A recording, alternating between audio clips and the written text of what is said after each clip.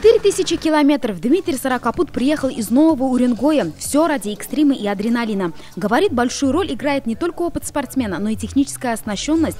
Снегоход не должен подвергаться тюнингу и доработке. Есть определенный тюнинг-пакет, который нам нельзя ставить в рамках участия чемпионата России, Кубка России.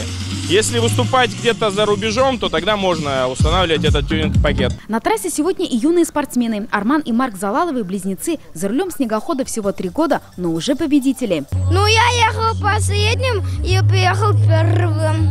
Из-за кочки подпрыгнул резкой и вылетел. Длина трассы для снегоходов 600 метров. Крутые повороты и высокие трамплины – это обязательное условие для проведения такого рода соревнований.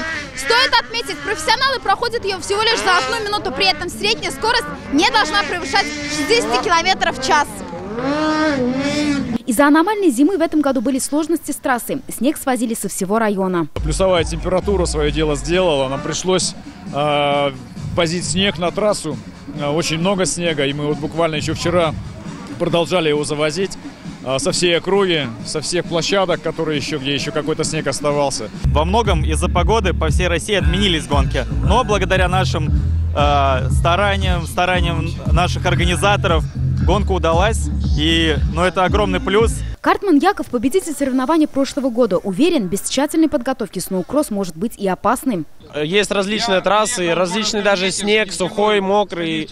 Это все очень сильно играет роль, и спортсмен должен уметь подстраиваться под любой тип трассы. Кубок России по сноукроссу в экстрим-парке разыгрывают уже 15 лет. Экстремальные гонки привлекают сотни зрителей со всего юго-востока республики. Филюза Хамидуллина, Эрик Хабибуллин, ТНВ, Альметьевск.